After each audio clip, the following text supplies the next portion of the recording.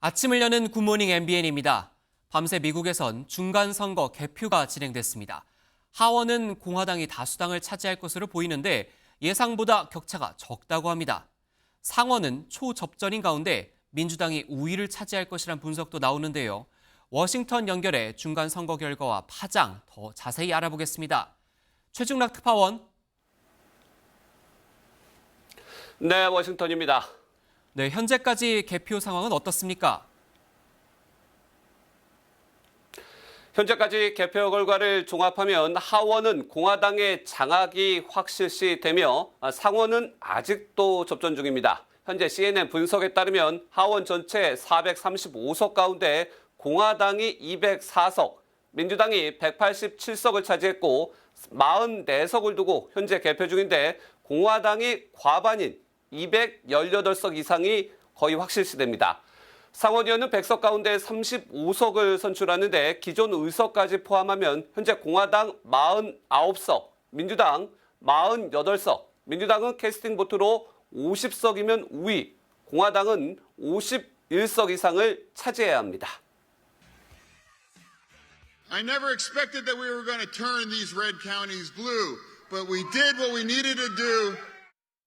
4 years, the people have delivered their verdict. Freedom is here to stay.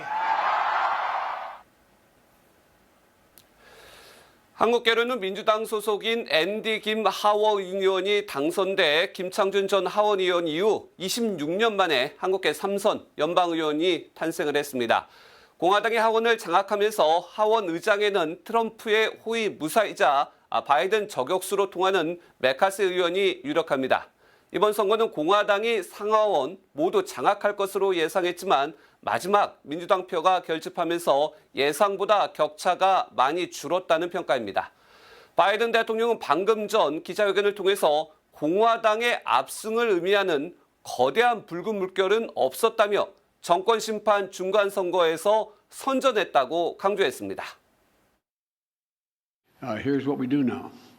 While the press and the pundits are predicting a giant red wave, it didn't happen.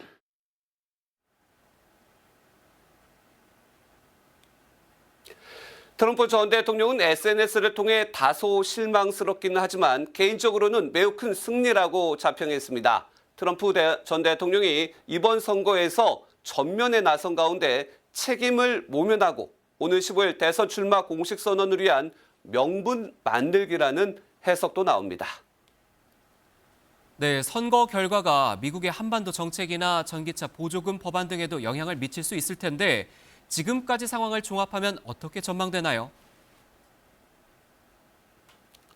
하원을 장악한 공화당은 미국산 전기차가 아닌 경우 보조금 혜택을 제외한 인플레 감축법 개정을 여러 차례 밝혀왔습니다. 현대차는 오는 2025년에야 공장이 완공되는 만큼 법안이 수정되거나 유예될 때는 긍정적으로 작용할 수 있습니다. 하지만 상원이 앞서 전해드린 대로 변수고 공화당 역시 미국 우선주의를 내세우고 있어 당장 인플레 감축법을 수정할 것으로 관측하기에는 이르다는 분석입니다. 대북 정책은 공화당이 더 강경한 입장을 밝혀왔기 때문에 북한의 핵실험 가능성 등 강대강 대치 더욱 뚜렷해질 전망입니다.